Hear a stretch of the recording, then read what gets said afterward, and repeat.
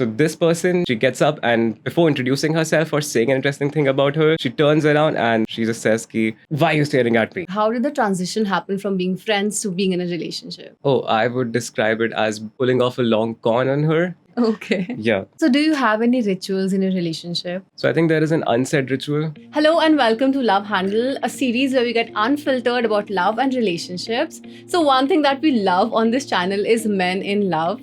So, today we have with us my very dear friend Ashwin. Hello Ashwin, welcome to Love Handle. Hello, thanks for having me here. This is a very unique opportunity since these are not the kind of things that we talk about very often in society. So yeah, happy to be here and excited. So, talking about Ashwin, he has been with his partner for a decade now. So, Ashwin, what was going on in your mind like 10 years ago when you met your person? So I was right out of school, first year in college, and I wanted to be in a relationship. I really wanted to be with someone. Like that's every, again, young boy's dream. Oh, I find someone that I could like date in my first year itself. Yeah. I'll tell you about the first day itself when everyone has to introduce themselves in a classroom. So everyone gets up, says one interesting thing about themselves, and that's just how it goes about. Everyone's doing that. I'm very nervous. I'm thinking about what am I going to say? Like this is my first impression. So this person, she's again wearing red, large hoops, and she gets up and before introducing herself or saying an interesting thing about her, she turns around and then there's this guy who's been staring at her. She just says, ki, why are you staring at me? That was the point I realized, oh, this is a very confident, confrontational person. After that, she calmed down, she introduced herself. I was like, okay, now I'm never not gonna notice her. So that was my first introduction. So she was also, again, a very approachable person, very friendly. I know that might not seem like it, like from the first instance that I just mentioned. But yes, she was very friendly. She was very nice. So we became really friends. And I just became really addicted to talking to her. In fact, at that point, one of her friends really liked me and she was trying to set us up together. But in that time, I realized that I much more enjoyed talking to her than to her friend. Did that create any problem later, like her friend liking you? Not really, because I realized it pretty early in the interaction itself that, oh, I don't really like the other person. It was just the idea of I wanted to be with someone and it was easier to be with the other person because she already liked me. But your heart just wants what it wants after a while. Like if I like that person, I can't just be with another person for the sake of it. So the first impression you had of her was confronting a person or being like straightforward. Are you the same person or are you like really different? Oh, I'm the opposite. Oh, okay. Like if that would have happened to me, like if someone was making me uncomfortable or nervous, I would have just not done anything about it back then. I was super shy, very like self-conscious. And I feel like that's what also made her sort of an ideal person for me to look towards, not in just terms of ki, oh, I am just fascinated. I'm also inspired by you. Like I want to also be like you. Yeah. I want to be near you. That's one of the reasons. But it was mostly like opposite attracts, right? You can say so. Like your personalities were really different. You seem like a really calm person, and even to this day, like if you would meet us both separately, you can't tell ki, oh, both of these like they're dating each other. That seems very improbable, but that's the case. That's been the case for a decade now. So like you knew this person when both of you were like really young, and now that you're like adults, how have things changed over the years? Initially, I would say when we started our relationship, we used to have a lot of arguments because again, like if you are opposites, if you're very different from each other, you have different likes, you have different approaches to things. So initially, it was a lot like, ki, oh, why are you doing it in a certain way? I think this is it. But over time, I felt like that also gave us an opportunity to know each other and where, again, both of us come from. So now it's much less of that. Now we can just predict what the other one's thinking about or how they're going to react, how they are thinking about a certain thing. So I feel like it's gotten much more smooth over the years and we've consciously worked on it. Yeah. Like we've navigated through those arguments, through those fights with that goal in mind that I want to come out of this argument, not just resolving the argument itself, but knowing more about you. So you talk about being friends with her. How did the transition happen from being friends to being in a relationship? Oh, I would describe it as pulling off a long con on her initially. Okay. Yeah. So what I mean by that is that initially she was very anti-relationships. She was also against ki, oh, I think it's stupid, like hanging out as boyfriend, girlfriend with each other. Like she wasn't again too much for this idea. And I knew that. Oh, it's gonna be difficult, so I have to again approach it in a very different manner. I can't just go straight up to her and say, oh, I like you. That's not gonna work here. And since this was too important, since I wanted it to work, So I took my time. I did the same thing that you would do in a relationship. Like the first phases of a relationship are about getting to know each other. That's what I tried to focus on. I showed her that, oh, I care. And I genuinely did. Like it wasn't even coming out of a place of, oh, I want to do this to show you something. Yeah. But I tried to make her as comfortable with me as possible and then do the same, share my vulnerabilities. And there were certain incidents where I just went out of my way because say whatever you want about in a relationship, you need to have moments. And sometimes if they don't happen by themselves, you need to create them. And it's also one of the most fun parts about the relationship, to create moments. So one of those moments were that back then, this was our first year of college. We'd taken up journalism, so she wanted to be like an RJ, and there's an IP college, North Campus, so there was an RJ hunt there, and she was really nervous. She was like, oh no, I don't want to go, I'm not even prepared, I don't even know what it's about. I was like, no, you have to. You've been prepared for it since always. Let's go. We'd already missed out the registration date. I called up a friend. I asked if something could be done, if like we can have a last minute entry. Apparently, what we found out was that they did not have as many participants. So they also had me participate. They were like, oh, it's not just her. Why don't you also participate and bring other friends? And why don't all of you participate? Yeah. Then also we had a crunch time. Like we just had 30 minutes to reach the place. So just made it all happen.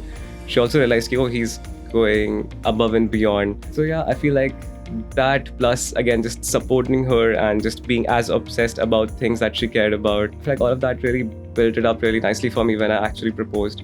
Like I already knew the answer was going to be yes by the time I did it. Do you want to talk about the proposal? How did you do it? It was super awkward, but turned out well, I guess.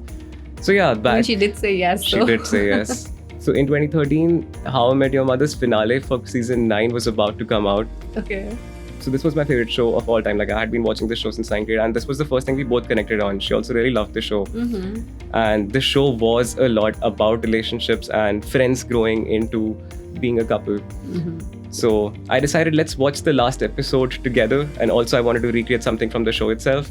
So like how Barney proposes Robin at the rooftop. But I did not realize that, oh, you can't really do that in a mall surrounded by a lot of people. So I did a bunch of stupid stuff, like I wore a jacket in summers. I tried to do that thing of ki, oh, I'll try to like play a song and then uske baad we can watch the episode and stuff. But yeah, that day actually went about very differently because as soon as we both met each other, we both knew that I was going to propose because who else turns up with like, oh, flowers and wearing a jacket and again, all of that. Yeah. So she said that, oh, I already know. So we just again went to again one of our favorite cafes back then, and we just had a conversation. It was very normal than what I expected it to be, which was a good thing. So yeah, that's the awkward story of how we started dating each other. Wow, I can't stop grinning. Now that it has been 10 years now, how have you kept the spark alive? Like I see like you're still smiling from like year to year while like talking about her. Like how have you kept that going? Like So I feel like one of the reasons why the spark has kept itself alive is because we are such different people. Which means that if she really likes to watch cricket, I would really like to go watch anime at the same time. okay. But then if we are able to find a middle way, like, oh, it's the World Cup, of course we're watching this, we can watch the episode later. Then to her, it's like, oh, he left his thing for my thing. And I'm also like, oh, this is pretty interesting. Like, you actually got me into a thing that I am now really excited to watch.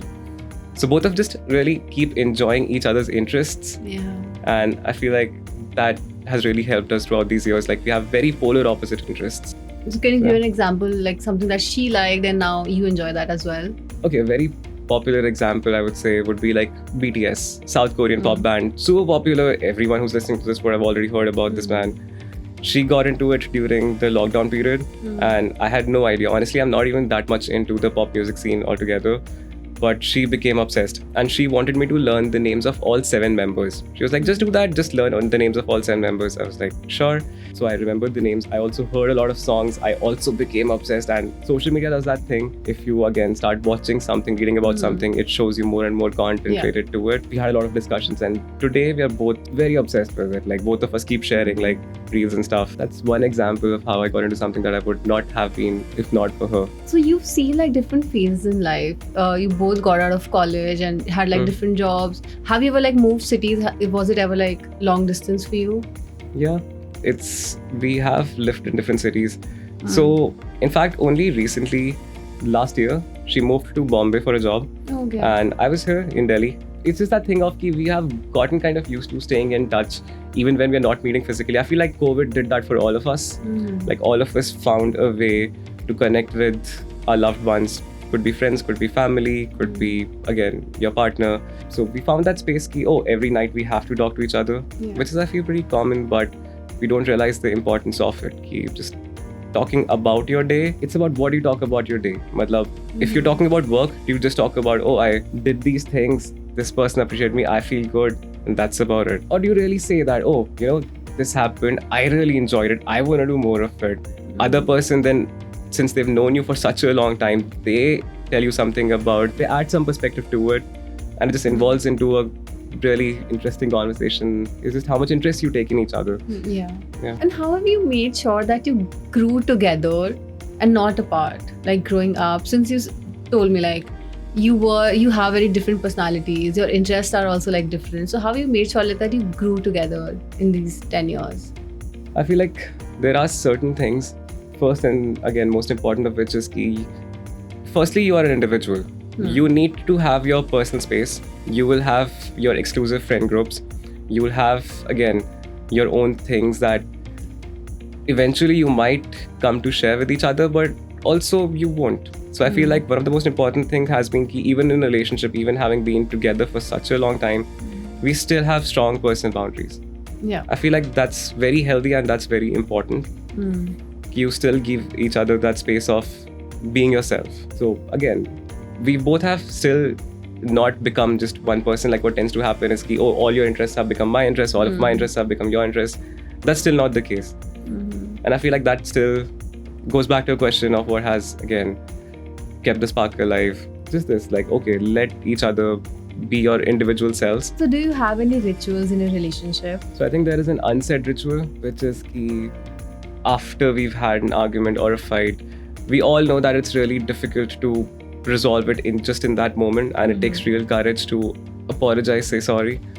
But at the end, one of us, let's say, does say sorry.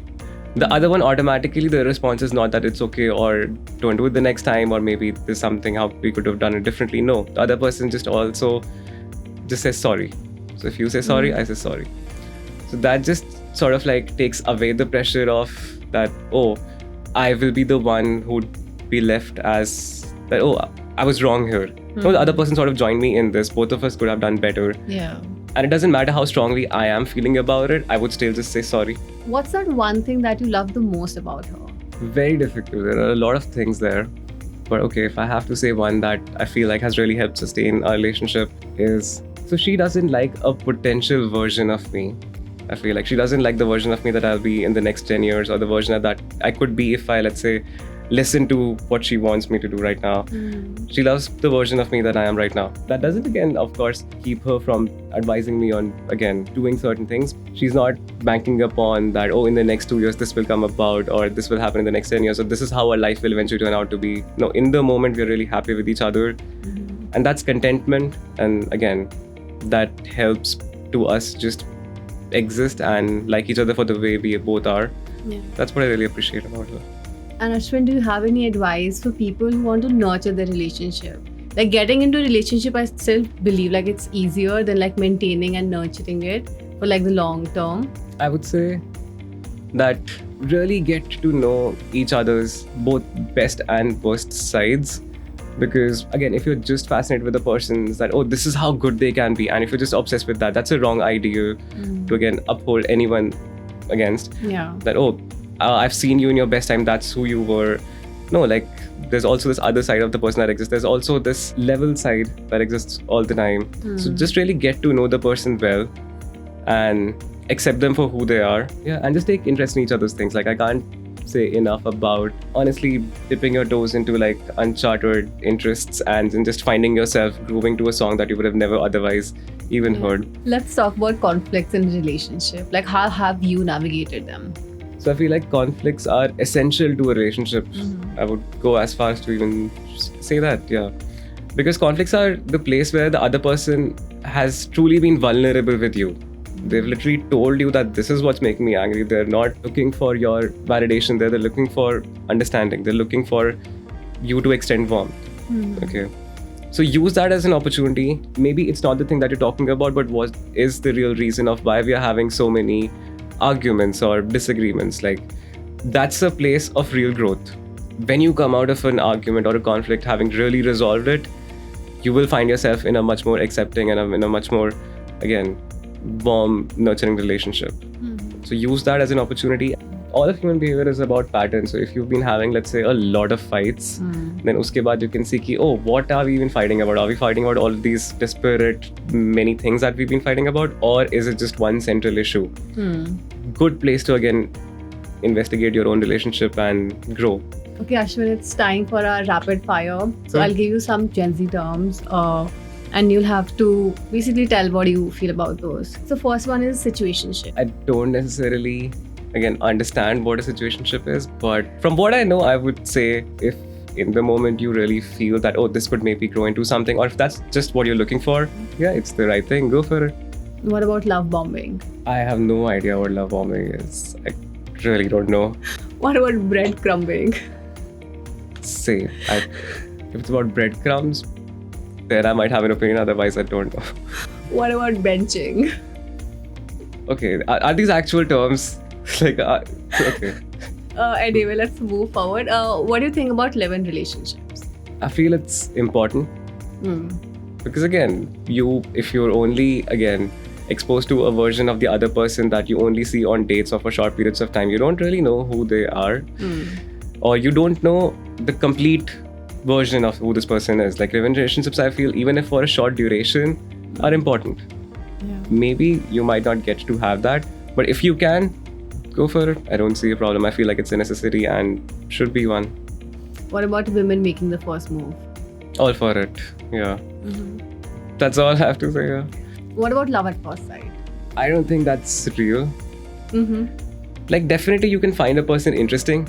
You can find a person memorable at first sight. But love takes a little bit more effort. Love takes really getting to know the other person. And that can't happen at first sight.